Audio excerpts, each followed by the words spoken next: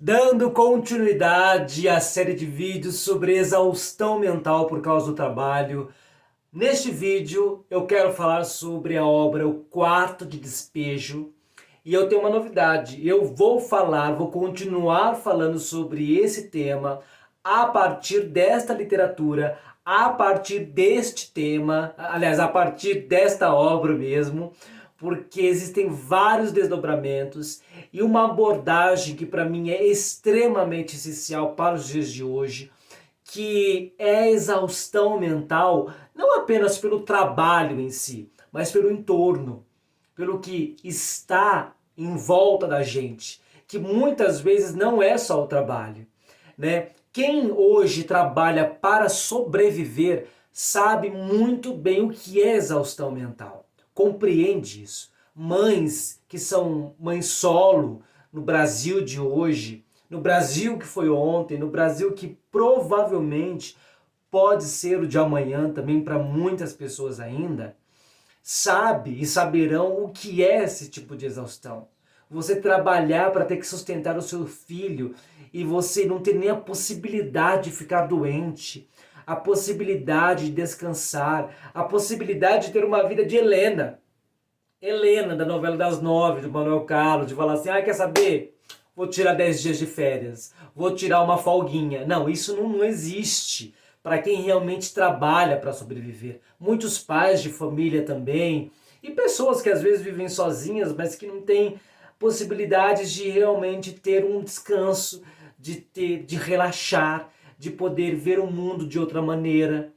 Então a exaustão do trabalho, né, que vem por causa da sobrevivência, por causa da falta, que Carolina Maria de Jesus denuncia em seu livro através da sua própria história, da sua própria narrativa, é algo assim de se pensar, não apenas de se pensar, mas também de falar, peraí, precisamos nos levantar para mudar essa realidade.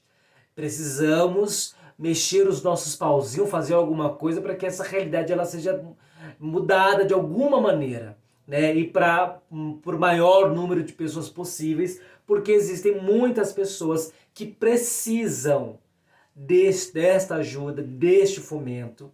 E aí é por isso também que a gente também vai falar sobre cotas, sobre oportunidade de trabalho, porque quando a gente vai falar de exaustão a partir disso, a gente também está falando de oportunidade. A Carolina, ela tinha o sonho de ser escritora, e ela se tornou uma escritora. Mas ela queria ter sua obra reconhecida. Aliás, muito provavelmente ela não gostaria de que a sua própria história, aliás, que uma história de miséria, né? Uma história de uma pobreza muito grande, fosse realmente tema do seu livro. Muito provavelmente ela não gostaria, lá nos seus sonhos mais lúdicos, ela não gostaria de contar uma história real e de que essa história ganhasse notoriedade. Muito ao contrário, ela gostaria de criar uma ficção, de criar ficções, de ser reconhecida talvez como uma Clarice Lispector. Entende? Que não vai falar sobre a falta de comida em casa, que não vai falar de uma vizinhança, de um entorno que maltrata os filhos, os seus próprios filhos. Compreende? Então, e ela vai falando que ela chegou antes de conseguir a notoriedade através de sua obra, né, por causa do repórter que a conheceu. Ela fala que levou o livro, né, alguns manuscritos em algumas editoras, mas fecharam as portas para ela. Então veja, se essa pessoa conseguiu a notoriedade que ela conseguiu contando uma história real, será que ela não conseguiria também essa mesma notoriedade contando outras histórias, criando outras narrativas, e no caso ficcionais?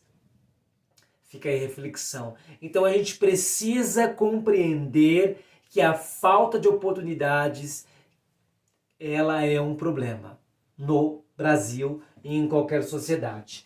No livro aqui tem um relato do dia 16 de julho que ela vai falar de uma coisa que eu acho interessante, que na verdade também é o tema desse vídeo, que ela vai falar sobre a indisposição.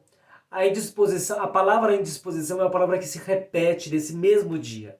E ela fala que está indisposta para ir trabalhar, mas ela tem que ir trabalhar.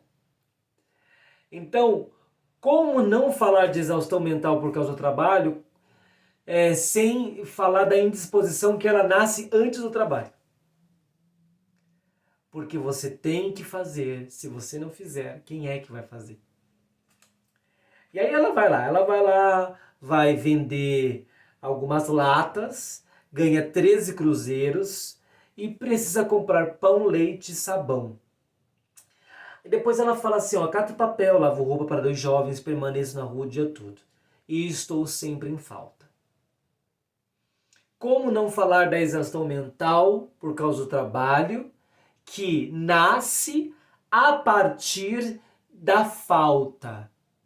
Porque eu trabalho, até consigo comer, mas eu sei que amanhã não vai ter.